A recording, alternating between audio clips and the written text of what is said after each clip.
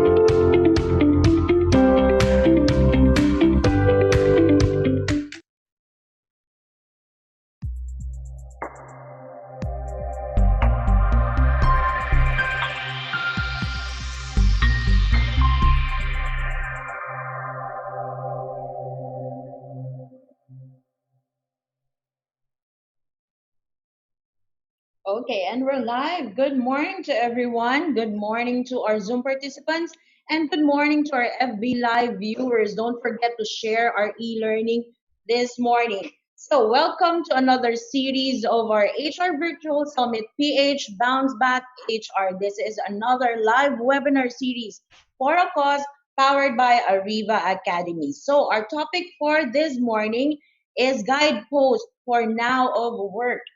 So we have invited another global keynote speaker, and later you will be meeting him. So my name is Irish Malonda, and I will be your host. And joining me is Mr. Howell Mabalot as our moderator. Hello, Sir Howell. Good morning. Good morning, Miss Irish. I'd like to ask one question. Can you hear me clearly? Clearly, sir. Oh, great. 111. And you look great today, as always. Thank you. So join me, Sir Howell, in welcoming our participants from overseas. Welcome and thank you for joining us this morning. Our participants from Regensburg, Germany. Wow. Kowloon, Hong Kong. Surabaya, Indonesia. Kuala Lumpur, Malaysia. Hilversum, Netherlands. Singapore. White Bear Lake, Minnesota, United States, Hermosa Beach, California, Malibu, California, United States. Thank you for joining us today. And in order for us to have a smooth flow of our e-learning session, here are the house rules and reminders. So who are the first-time viewers here in our webinar? Please type in hi in the chat box now. Let me know as well, where are you from? Where are you watching so we can greet you? Okay. Hi, Regina, Liz Season, Miguel Pacheco, Jennifer, okay, Joanne, Miles. Welcome to our e-learning session. Ms. May Ong. Okay. Let's do a sound check. You will be needing a good quality headset and use the following codes. Type in now 111 to show if you can hear us. Okay. While waiting for your responses, I would like to greet first our FB Live viewers, Ms. Lori Cabelin Pabellon from PVAO and Yasichi Ocampo Dayanan. Thank you for watching our e-learning session. Okay, so far 111, Ms. Ruby, thank you. Miles, Francisca Ruedas, good morning. Sir Pablo Gabi, 111, clear, loud and clear, audible. Okay, 222 means you cannot hear us. 2-1-2-1 means the sound is breaking, and question mark if you don't understand anything. Okay, so far 1-1-1, loud and clear and audible. Moving on, we will be having a quick break later after the presentation of our guest speaker and before we move on to our question and answer portion. For Q&A guidelines, participants' microphones will be temporarily disabled by the administrator during discussion to avoid interruptions. Questions will be entertained after each topic of the session. For questions and clarifications during the provided time after each topic, please click the raise hand button for the administrator to enable the microphone for live questions. Yes, later at the Q&A portion, we will entertain live questions from our audience. Okay, type in your questions at the Q&A box. Again, at the Q&A box, not at the chat box. One question at a time will be entertained. For comments and feedback, please scan this QR code. This will be directed to our feedback form. Please send us your comments, suggestions, topics to discuss for us to improve our future e-learning sessions. Okay, to discuss Guidepost for Now of Work, Mr. Hubble Mabalot, please introduce our global keynote speaker for this morning. Thank you, Madam Irish Malonda Samson, for the honor to present to you our speaker for today. He is a global keynote speaker, industry analyst, thought leader, and consultant on human resources and workforce experience. He is the co-founder and CEO of Leapgen, a digital transformation company shaping the now of work. Author of The Ultimate Guide to a Digital Workforce Experience, Leap for a Purpose, he seeks to broaden executive mindset to rethink how to better design and deliver employee services. He is based in Los Angeles, California, but enjoys learning and sharing around the world, even virtually. So please welcome, for today's webinar on the new guideposts for the Now of Work, our speaker, Mr. Jason Averbook. Welcome, Sir Jason. Hi, how are you? We're great. How are you, sir? I'm great. Great to see you. I'm 111. I can hear you and I can see you perfectly. So we're off to a good start. Yes, sir. So what will happen now is we will be giving you the center stage, the limelight, so you can proceed with the presentation. And eventually, after the presentation, I will be facilitating the Q&A. Okay. Sounds good. Howell, thank you so much for the nice introduction also. I really, really appreciate it. Welcome, sir. Okay, so we're going to jump right in. Let me make sure we get to the right screen here. Thank you for all that are attending, and I hope that you find our session today very, very, very, very valuable as we go through. Howell, can you see my screen? Is everything okay there? Yes, sir. Everything is okay. Everything is clear. Perfect. Hi, Jane. Thank you for saying hi. You guys, I love the interaction. So, please feel free to interact as you go through on the webinar chat. I always do this when I start. I will put my LinkedIn information in the chat. Please connect with me on LinkedIn and let's get going. So it's a fascinating time. It's a fascinating time to be doing an event like this around the world with a bunch of great people like yourselves. So really Jason, quickly, yes. I hate to interrupt you, but what we're seeing now are your share screen with 2 slides on. Can you share it? Oh, sure. Let me see what's look. Is that any better? We're not seeing anything anymore. We're seeing your camera, but a while back, we're seeing the 2 slides for the presenter's screen. Sure. Let me. Is that still not working? Try one more time. Yes, sir. No problem. This is the beauty of live webinars. It's full of surprises. Still seeing 2 screens? Right now, we're not seeing anything. We're seeing your screen now. But okay, so it's in the presenter's view, Sir Jason. It was in the presenter's view. Right now, we're seeing. Great. That's better, sir. Now we're seeing. You just have to click the start presentation or play. Thank you, sir. Thank you. And How's that? I'm sorry. Wonderful. Thank you, sir. Is that better? Way better, sir. Howell, what would I do without you? Thank you so much for being here. So really quickly, what we do at Leapgen is work with organizations around the world and helping them think through what used to be called the future of work. We now call the now of work. We've gotten to this point in the last 10 weeks where we used to talk about the future and bang, all of a sudden we're in the now. We're working distributed, as it looks like Howell's working distributed today. I'm working distributed, as you can see. Some people like to use the word virtual. I don't really like virtual. I just like to use the word distributed. We're working in this new distributed model, and we in the human resources field, we in this profession have some big obligations going forward. And that's what I'm going to be talking to you about throughout the session here. So I'm going to give you a couple things that I want you guys to think about. The first thing is this discussion around what we do. It says what we do, but I'd like you to think about it as far as what you do. So what do you do as HR professionals? What do you do as HR professionals? You really do three things. You develop a strategy. You develop a strategy based on the need to meet a goal within your organization. You deploy that strategy. Okay, you make sure that strategy gets deployed, that it gets adopted, that organizations adapt to the goals of that strategy, and then you sustain it, or you focus on the ROI, the run, optimize, innovate of that. And when it comes to sustaining it, that's where the value comes into play. So I really want you guys, as we go through the presentation here, to think through that, to think through these three things. And really anything that you do back in your organization should be focused on these three things: having a strategy, deploying that strategy, and then thinking about how do I sustain that strategy going forward.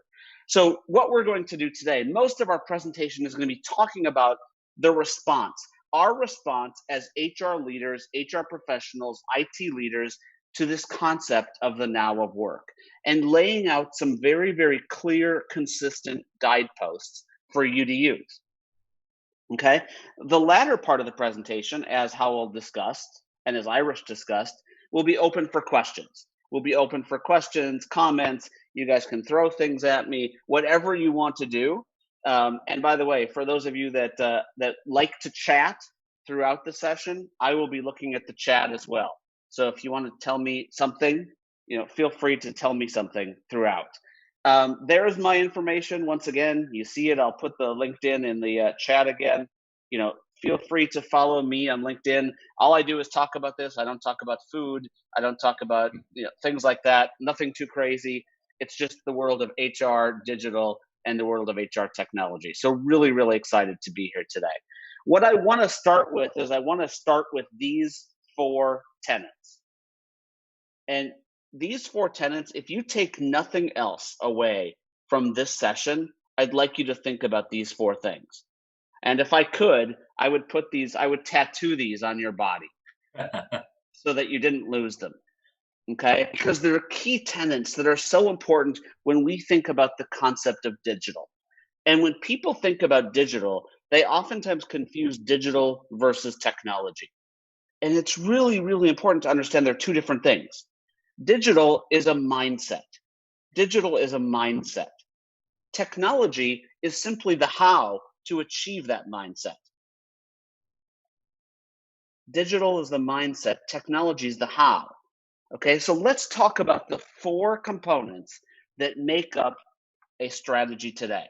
And we're going to talk about, do we really even need to think about a strategy that's not digital in today's world? Like, look at all of us. Look at how I'm looking at Howell. Howell and I are best friends here. I see the art behind him. I see his door. We're basically living, in the same apartment, yet we're 6,000, 7,000 miles away. Is it working? Is this working for you? Would it be better if we were in person? Maybe. Is this convenient for you because some of you are in your pajamas? Maybe. Who knows what the situation is, but whatever it is, we're living in a world right now that allows us to connect so much better than we ever were before. So when we think about these 4 buckets, the first one is mindset. And what's our vision? What's my vision as to how do I want things to work? So if I had a perfect world, how would I want things to work within my organization? Okay. Second, who's my audience? So much of the work we do in HR, we direct towards ourselves in HR instead of to the employees, the managers, and the leaders. Okay. And then we expect them to play along with us. But guess what? We speak HR, they don't speak HR. We didn't hire them to speak HR. We hired them to be in sales, or we hired them to be in development, or we hired them to be in X, Y, and Z. We didn't hire them to speak HR.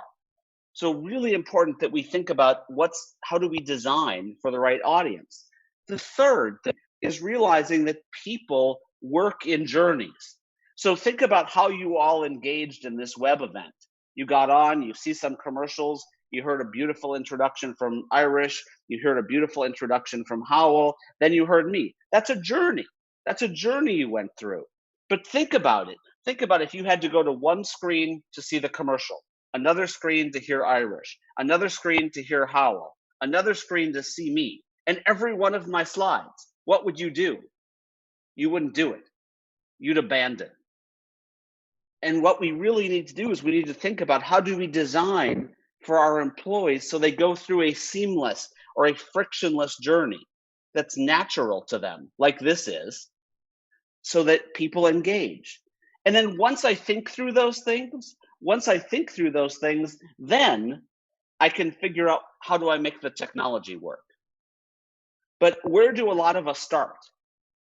A lot of us start with technology. We go out and buy a piece of technology, we implement it, not deploy it, we implement it, and all of a sudden we say, wow, this isn't doing the job. This isn't what I thought it was. Okay, and the reason why it's not what we thought it was is we didn't take the time to truly think about how do we deploy for today's now of work instead of implementing a piece of technology just to meet our needs in HR. I'm just going to ask you if that makes sense. And type in the chat yes or no. Does that make sense? Because it's so important. It's so central to everything else that you need to do. And I tell people all the time, Howell, that I will give this presentation every day of the week, free, virtually, to any HR leadership team in the world. Because if you get this right, you can do almost anything. If you don't get this right, it's a world of hurt. And you end up paying a lot of money to try to break things down. So Howell, we have about 100 some people, more than 100 people on here, and only 3 people said yes. So I'm going to have to pump up the energy a little bit and get more people talking. So we're about to do that. So a lot of people right now now there's more people saying yes. a lot of people right now in the middle of COVID-19 are in this mode of seeing like what happens next. I've been saying in every media interview I do that we're at the intersection of confusion and opportunity. Confusion, opportunity. And the question becomes, which way are you taking? Are you turning left towards confusion, or are you turning right towards opportunity? We have this amazing opportunity. And this rock, this is a real picture of a rock I took in Mexico on vacation last year that basically said, life's not about waiting for the storm to pass. It's about learning to dance in the rain. And I thought it was so relevant I loved it at the time, and I had no idea what it meant at the time. Right now, it's raining. And for a lot of us, it's raining. I'm in Los Angeles. Well, it's not raining. It's sunny here. But it's raining from a business standpoint. It's raining from a personal standpoint. And our job right now is to dance. Our job is to feel green and to feel yellow, not to feel red. Okay. And because of that, that opens our first poll. I want to know how you feel. So how do you feel today? If your mood was a stoplight, are you feeling green? Are you feeling yellow? Or are you feeling red? Green means let's go. Yellow means I'm a little bit hesitant. Red means stop. I'm frozen. I have no idea what I'm doing. And Okay. Howell, I love this question. And by the way, I think that if you don't do this with your employees today, or with your peers, or with your spouse, or with your kids, I highly encourage you to do it, because we live in a world where listening for signals is more important than ever. And if we can instill this into how we are as humans, we're going to be much more human coming out of this. So it looks like we have, I'm going to wait for just a few more seconds. Vote. A few more seconds to get a few votes in. Howell, it looks like we have, you can see the results coming in, can't you? Okay, it will be coming in a few seconds now. So everybody, thank you for participating. We're on a green, so 54%. 54% in the green, which is great. We have 42% in the yellow, which, by the way, is still good. And then we have 8% in the red. And I always tell people, if you're red, reach out to someone. By the way, if you're red, send me a note on LinkedIn and let's talk. Wow. Okay? Because we as humans need to be here for each other. And anyone that's red, find someone. Just find someone to talk to. I guarantee you, just talking oftentimes, will get you from green to at least a yellow. And we're never all going to be green, and we're going to dip into the yellow, and we may even dip into the red. But we need to learn how to deal with that. So I like to start with that because it's really, really important, not just from this audience here, which I care about, but more importantly, that you use this every day with your workforce, not once a year. Don't ask them once a year if they're engaged. Ask them daily what color they are. And guess what? If you do that, you can start to act on it compared to things that you used to do once a year. So we're going to talk about 10 guideposts. Okay? We're going to talk about 10 guideposts. And I'm not going to go into massive amounts of detail on this and each of these because of time, but we're going to touch on every one of them. How do I have an aligned mindset? Why has work changed forever? What does the new operating model for HR look like? Why do we have to have an employee experience layer? What are the moments that really matter now? Who are the managers and leaders in the new world of work, and why are they important? Where does people data come into play? Let's stop calling it HR analytics, which has never gotten off the ground, and let's start thinking about people data. How do I, as HR, think about this new digital workplace that people are asked to work in? Why do I need to revise my roadmap? And then finally, what is this now of work mindset that I need, and how do we move forward in achieving it? So those are the 10 things we're going to talk about. We're going to talk about them very, very quickly from a time standpoint. But as I said before, if you ever want more detail on these, LinkedIn, best way to reach me. You can also follow, I don't have the link right here, but I'll put it in later, the link to the Leapgen page, which we put out a lot of content on these things and do a lot of live chats as well. So every organization is moving from somewhere to somewhere. So the name of my first book, I called it Now to Next, because I didn't want people to think that they were ever behind. Okay? Everyone is somewhere now, and everyone is going somewhere next. And that's really, really important to keep in mind. But the other thing that's really important to keep in mind is you're writing your book.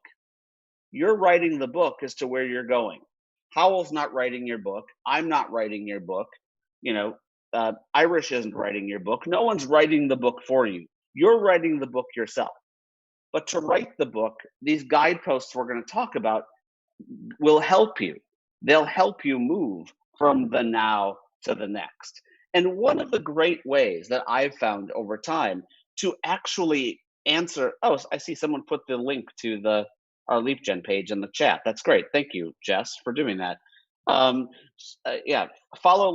Leapgen there as well, and that'll help you with some of this content. But so how do we get there? The way we get there, and the way that I've found that's fascinating to get there, is to answer this question.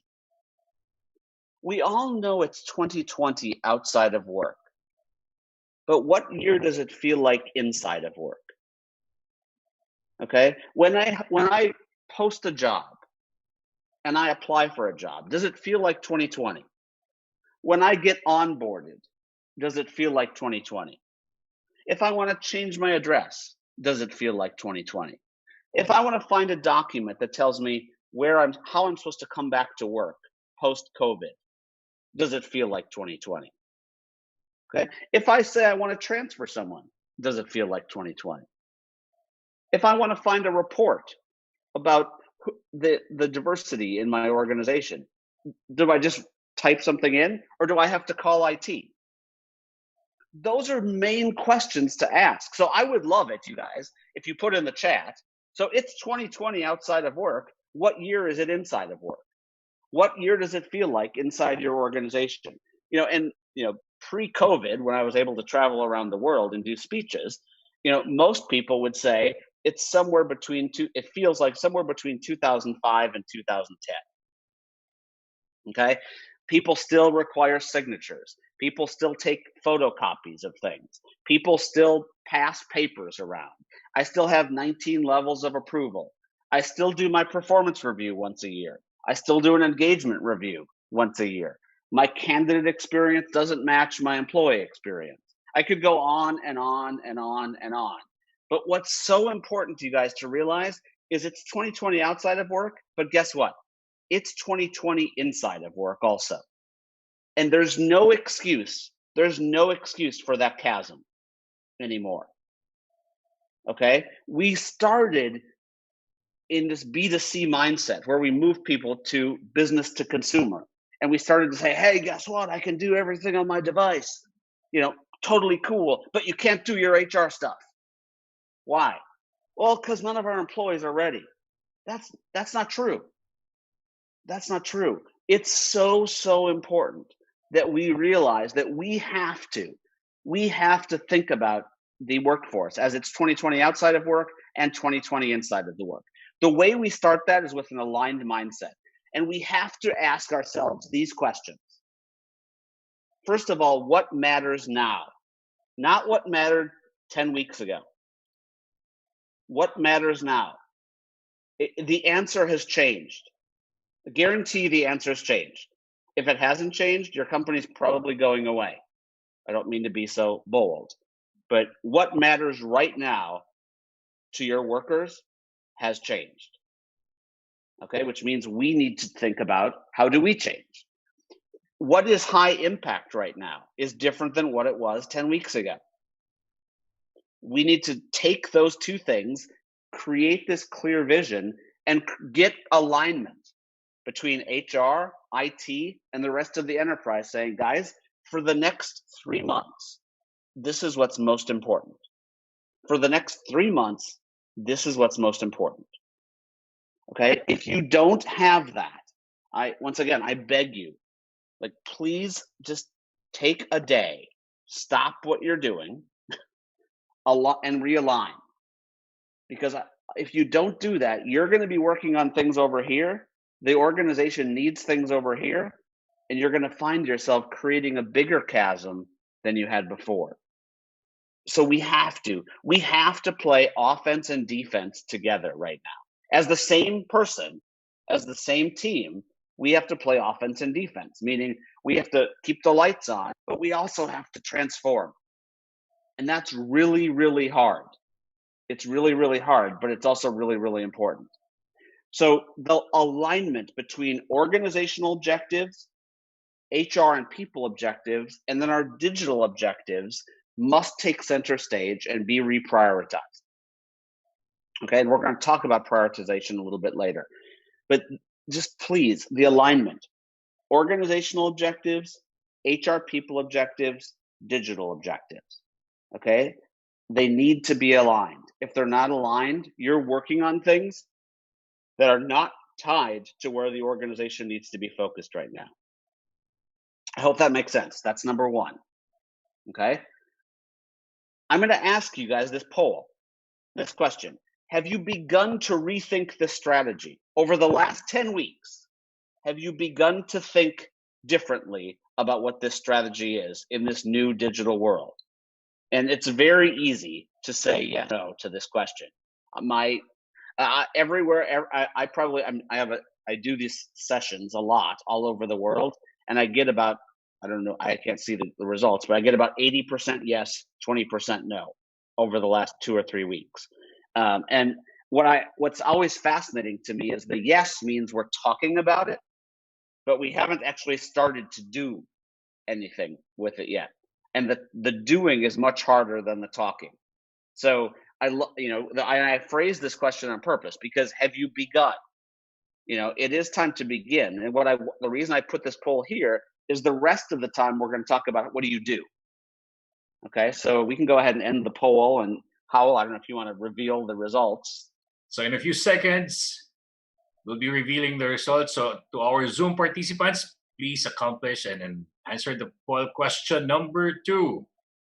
Have you begun to rethink digital HR people strategy? That's not simply a tech project plan to address the new now of work. Okay. So in a few seconds now, the result is 93% they have begun rethinking, sir. Oh, those numbers don't seem those numbers don't seem to add up right. 93% they have started, at least here in the Philippines, to rethink.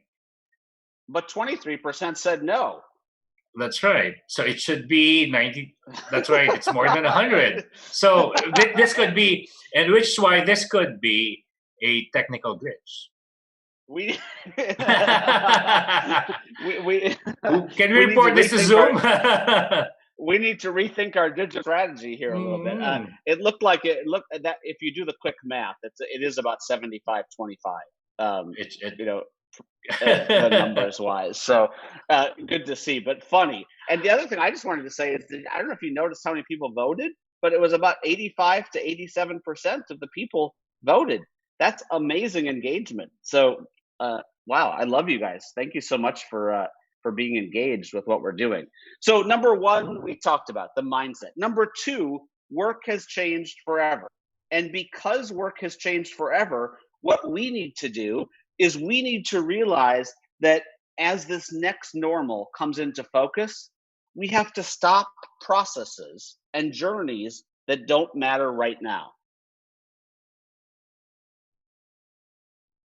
Okay, and I paused on purpose.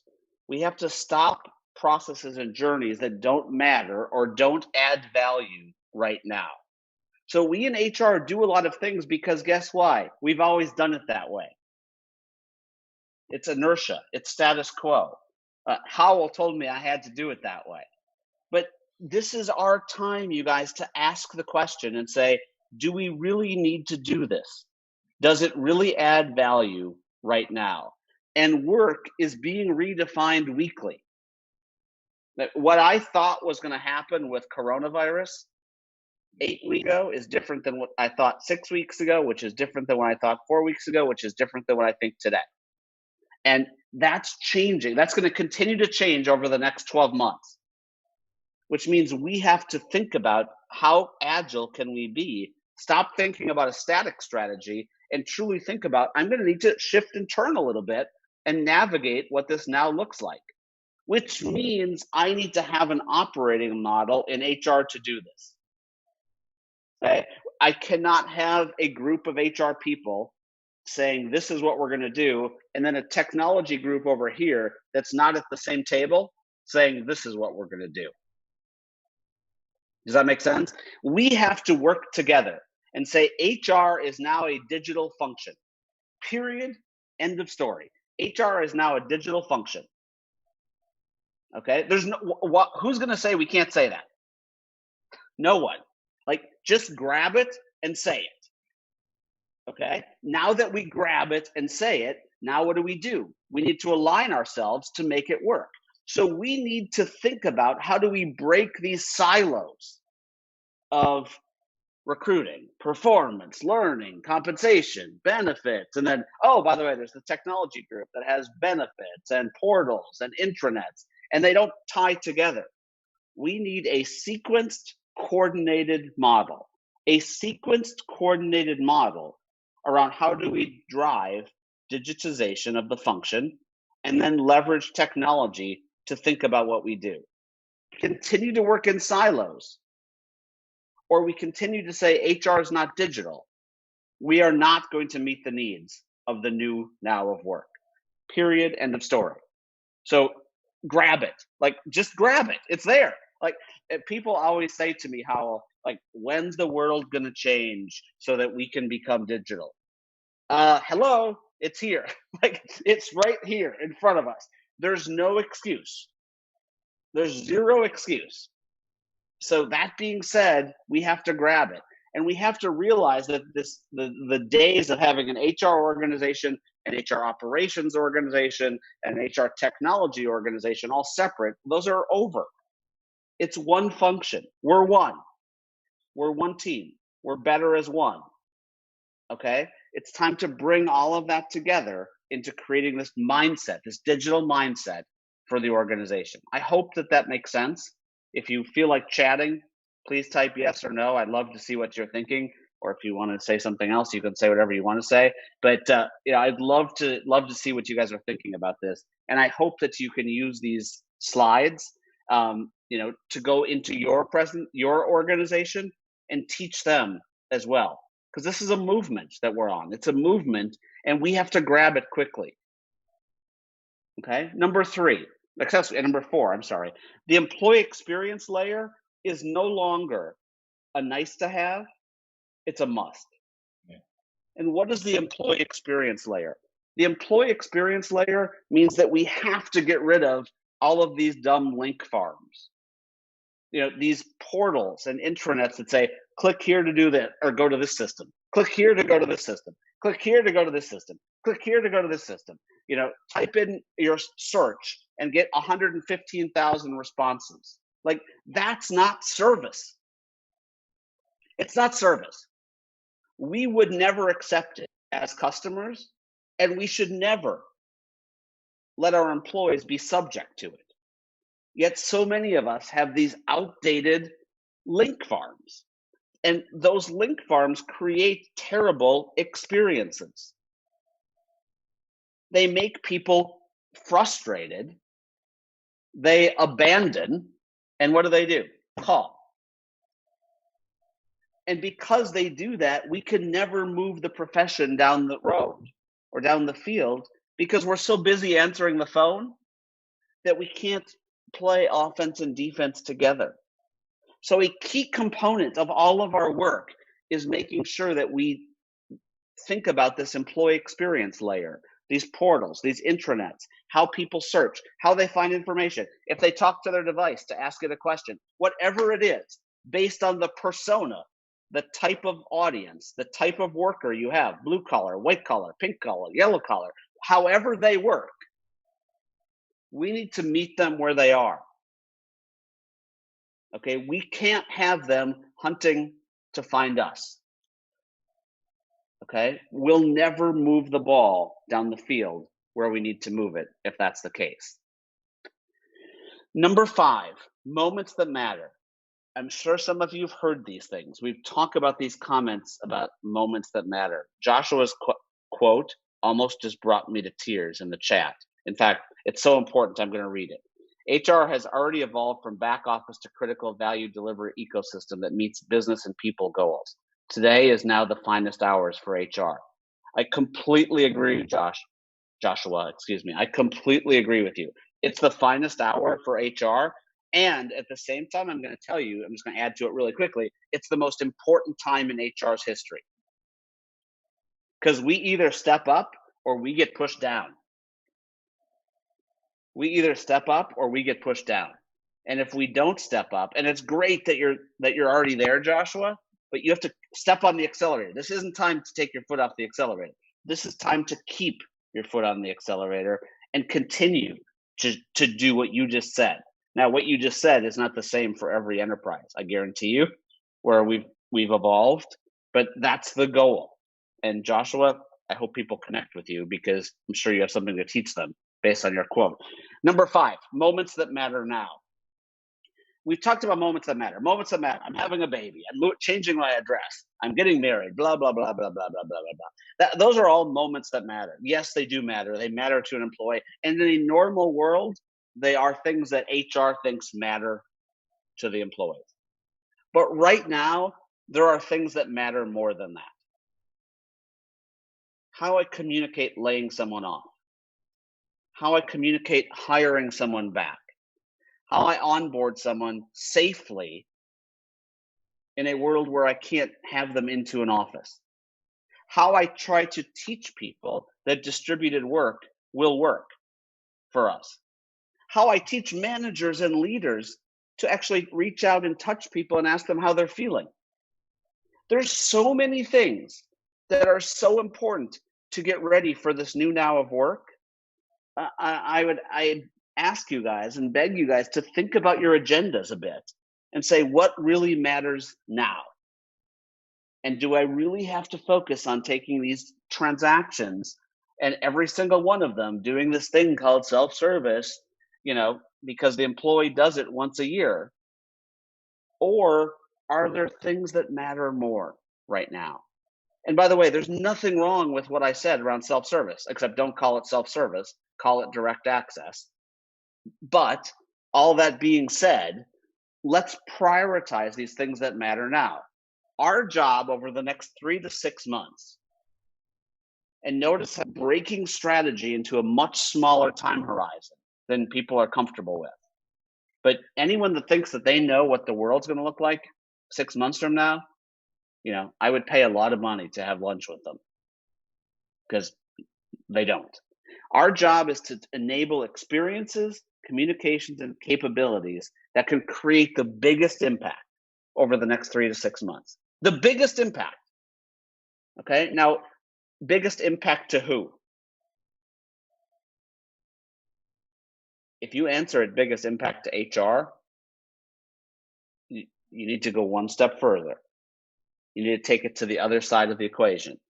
So the biggest impact should be the biggest impact on the workforce, the biggest impact on the business, the biggest impact on the future of the organization.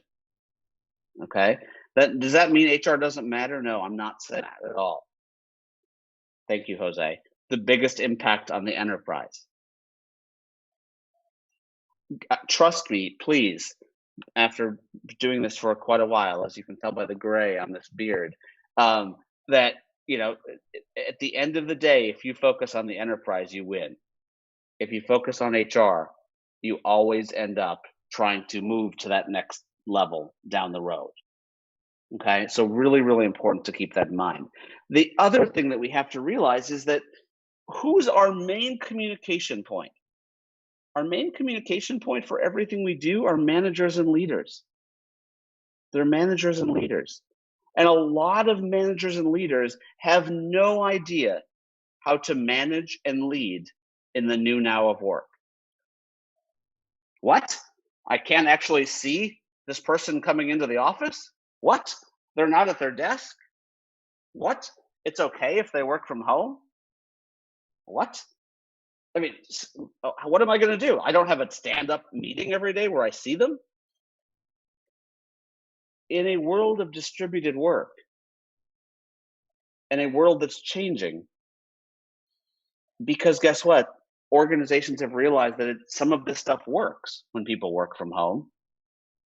All of a sudden, what we're saying is managers and leaders need to have a different lens. They need to switch their lens at the moment, especially as I'm dealing with a pandemic that's health related. From managing and leading about work to managing and leading about life. From managing and leading about work to managing and leading about life. I need to care about Howell deeply. And if I'm a manager and leader, or I'm a new manager or leader, and I don't have that built into me, we as HR owe it to managers and leaders to provide them tools to listen. So, we've been thinking a lot about this concept of workforce experience, but it's changed overnight. And what we need to think about now is these words I'm about to share: communication, coaching, feeling, well-being. You're like, that's the soft stuff.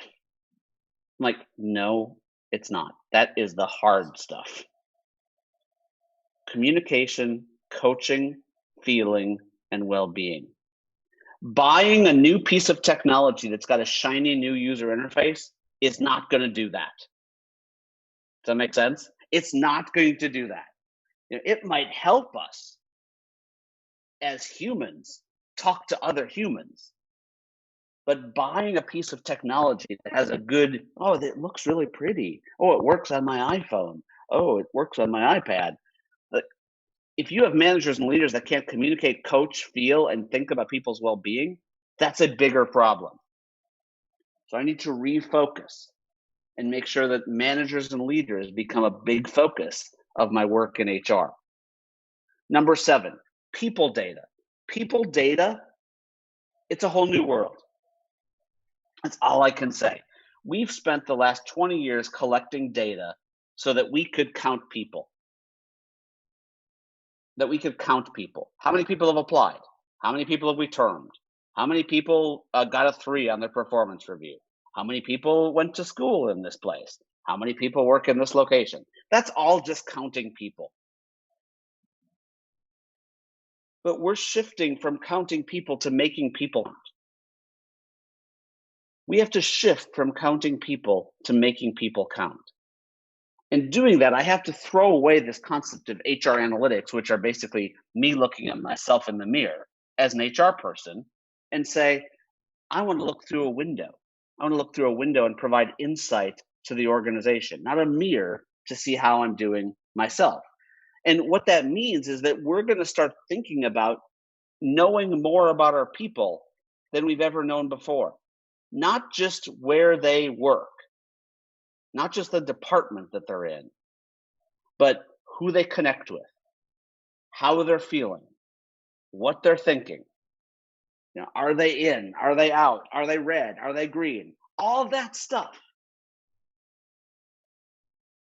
And if I do that, and as you can see from the slide, in real time, not the dumb once a year engagement survey. Excuse my passion.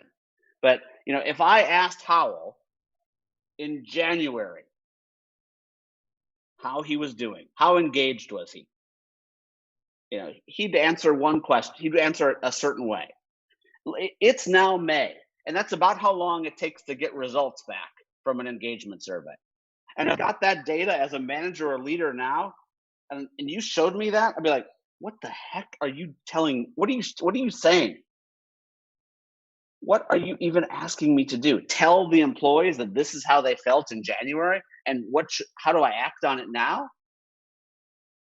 I need to be able to have data that I can act on right now. So if Howell's feeling red, I need to, the minute this thing's over, I need to have a conversation with Howell. Not 5 months from now. And I don't need it to be anonymized. Stop that. Oh, there's someone on my team that's red. Let me play the guessing game to guess who it is. That's not how we live. That's not human. Somehow we took the human out of human resources by putting in place these processes that we thought would help, but instead they hindered. And they made us count people instead of making people count. So this new world of people data is so important to keep that in mind.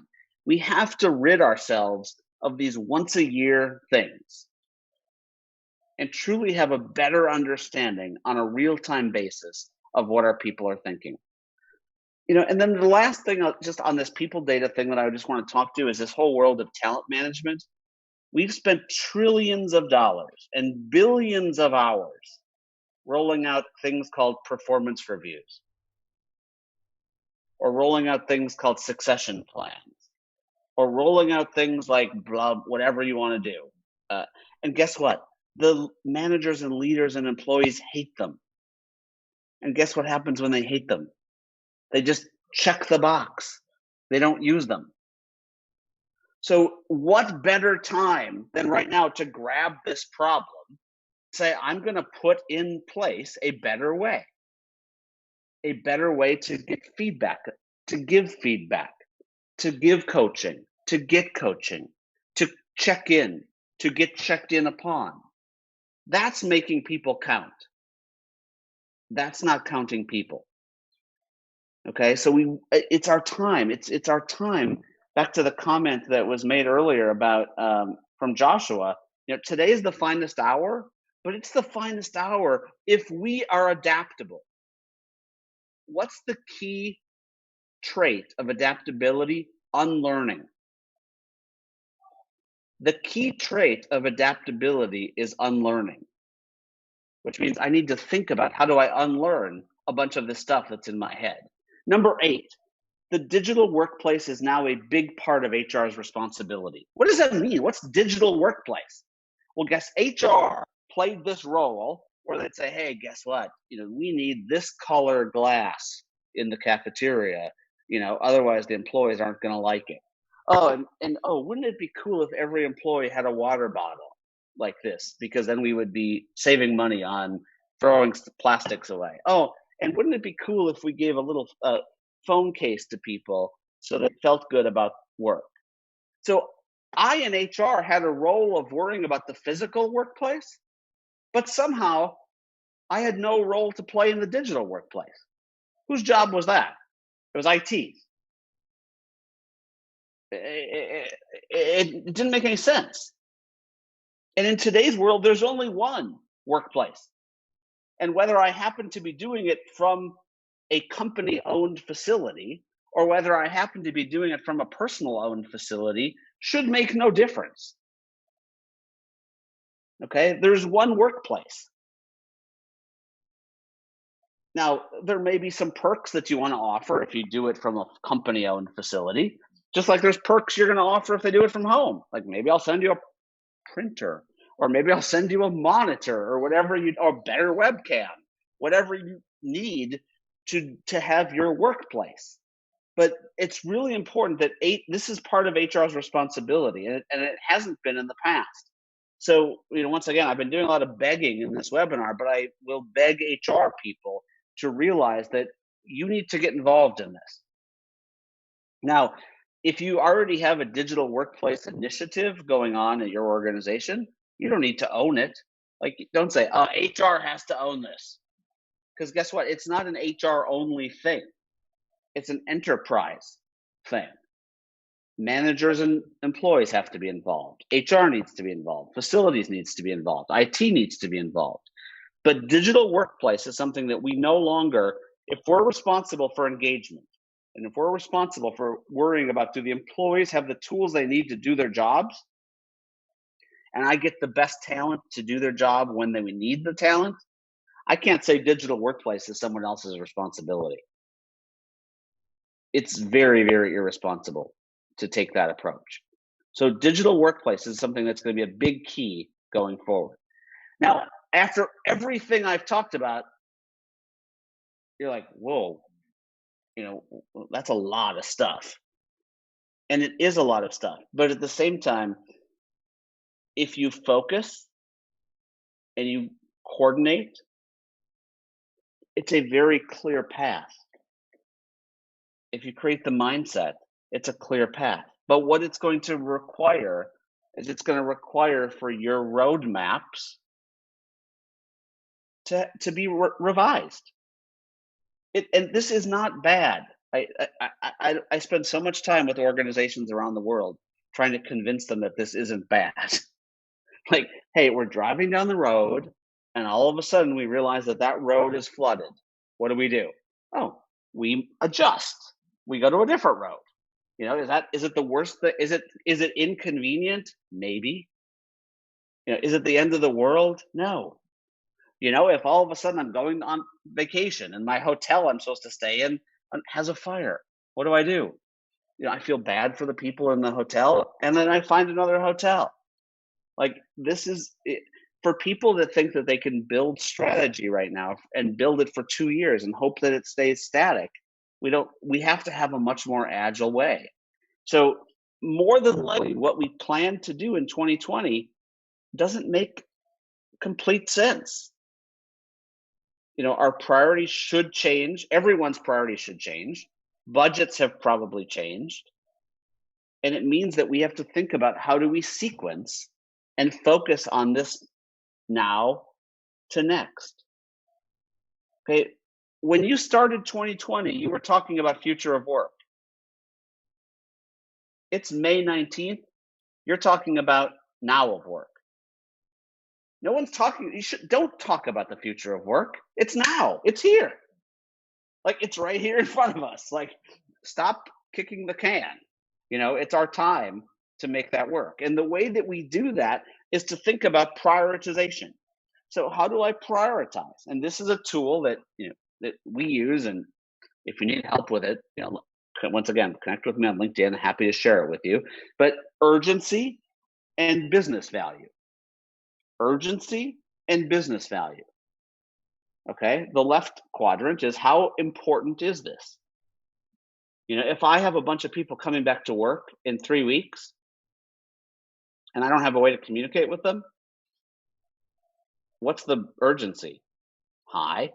What's the business value? At the moment, high. 10 weeks ago, it wasn't high. Okay, now it should have been. I should already have that channel in place. But if I don't have the channel in place, it's a different game. If all of a sudden I'm going to stay distributed work for the next 2 years or next year or next 6 months, guess what? My priorities should change.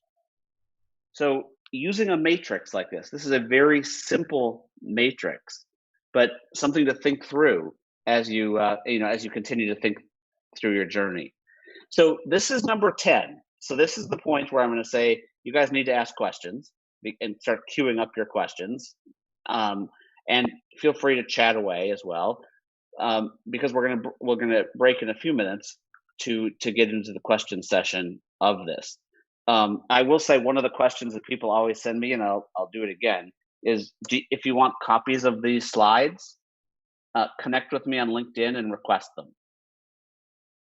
Okay, I know that they're not going to be made available directly through the event, but if you want copies, feel free to connect with me on LinkedIn and ask, or I just put my email address there. Feel free to send me an email, and I'm happy to send them your way. So number 10, mindset. And when we think about mindset, we think about now is our chance. Now is our chance. I've mentioned it multiple times. We have to grab it where it's at. So we have the biggest opportunity of our careers right now. I didn't ask you guys, if you listen to my podcast, I do a podcast every day. We do a podcast every day. And one of the things I always ask on the podcast is, what gets you out of bed in the morning? To every guest, what gets you out of bed in the morning to do what you do? What gets me out of bed in the morning, or my one more thing, as I call it on the podcast, is this. It's the biggest opportunity ever to reshape the function and to reshape our careers. And I'm not, I mean, there's times that I say this and I feel like crying. I'm not just blowing smoke. I'm not just making this up. Like, there's never been a point in time, and I hope to God there will never be a point in time, where the whole world shuts down. The whole world stops working.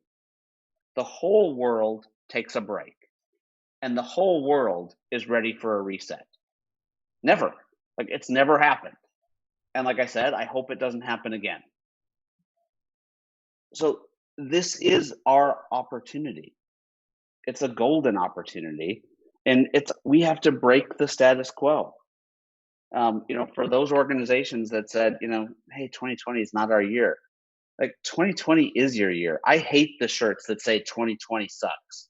I see these t-shirts like 2020 sucks. I hate 2020.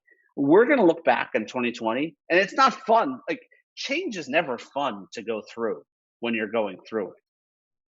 Never fun to go through when you're going through it. But we're going to look back in 2020 and say that was as painful as it was. That was where we changed. That was where we made a difference. That was where our function stood up, redefined itself, and made itself the value function that it is. So just in closing, before I turn it back to Howell, I'll just recap those 4 things that I asked you to tattoo on your body earlier. Our mindset needs to be created. There's a question we're going to get to in a second. That's what are some of the skills needed. I did a quick look at one of the questions, Howell. Sorry.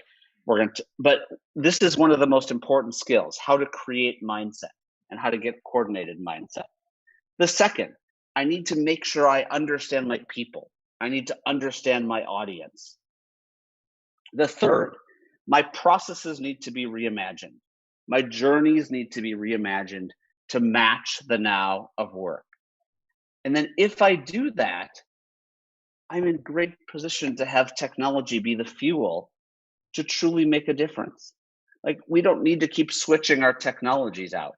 The reason we keep switching our technologies out is we don't do these other things first. So it's an amazing opportunity, but and I'm not saying it's gonna be a lot of work, but guess who's gonna make the opportunity come to life? Us. There's not going to be a CEO of a company that says, hey, HR, this is your time to shine. Go do this. There's not going to be an IT person that says, hey, HR, take this digital strategy and make it yours. So whether you're an HR leader, whether you're an HR practitioner, wherever you are within the function, this is our chance, and nothing will change unless we change and step up and get our teams to truly, truly understand it. So at this point, Howell, what I'm going to do is just turn it back over to you, and we'll open it up for some questions. Thank you so much, Sir Jason Averbook, for a powerful presentation. So everybody put your hands together for Sir Jason. Beautiful slides, beautiful deck, powerful message. And not only that, sir, we felt you. I love people who talk with their hands and their face and seeing the facial expression, and then when you have worn your heart on your sleeves, and that's the most important thing. We felt how you care about the HR people. We can turn this critical moment into a shining moment for all of us. So beautiful, beautiful. Everybody's giving you a big hand now. Thank you so much, Sir Jason. We'll be pausing for a 2-minute break so that you can you have your water with you. If you want to grab a bite, whatever you'd like to do for the next 2 minutes. And at this moment, we'd like everyone in the Zoom room to type in your question at the Q&A box. And when we return, the first part has been very exciting, but I'm telling you, the second part can be even more exciting because Sir Jason himself will answer your questions. So don't you go away, everyone. We'll be right back. We promise that.